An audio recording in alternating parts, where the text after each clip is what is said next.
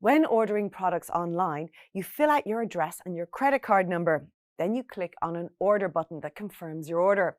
Because you are learning more about front-end development, you might be wondering what exactly happens when you click on that order button. In this video, you will learn what happens when forms are submitted in the web browser. By now, you know that the web browser communicates with a web server using a HTTP request-response cycle. This means that the web browser sends requests to the web server and the web server sends back a response. Up to now, the main type of requests you've been introduced to were for resources such as HTML documents, images, CSS files, and JavaScript files.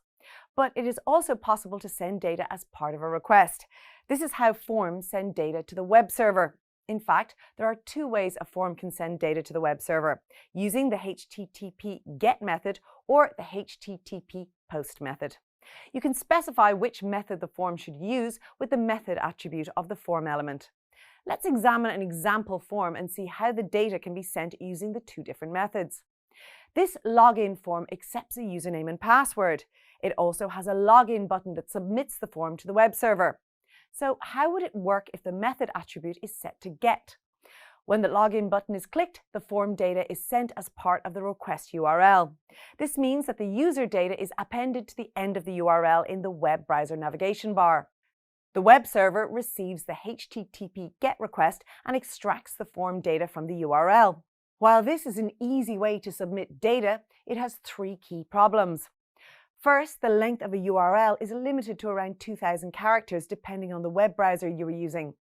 Some web browsers allow more, but there are inconsistencies between browsers. So, if you have a large form, some data may be lost when it's sent via the GET method to the web server. Second, the length of a requested URL is also limited on some web servers. Popular web server software such as Apache Web Server or Nginx have a default limit of around 4,096 characters. So again, if you have a large form, some data may be lost. The final problem is security. Since the data is included as part of the URL, it means that your data is stored in your web browser history and possibly in the request logs on the web server.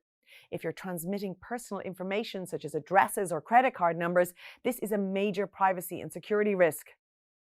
Now let's focus on how the form would work if we set the method attribute to POST. When the form is submitted using the POST method, the form data is inserted into the content of the HTTP request. When the submit button is pressed, it will send an HTTP POST request with the data contained in the body of the request. The HTTP POST method is more secure than the HTTP GET method. However, the data could still be read by a third party listening to the HTTP request. To secure this completely, HTTPS is used to encrypt the data so that only the sender and receiver can understand the data. Once the web server receives the request, it processes it and sends back a HTTP response. If the request was successful, the response will direct the web browser to a new web page. If errors occurred, there are many ways this can be handled by the web page, as explained in a previous video. You should now be familiar with how forms are sent to web servers and the difference between GET and POST.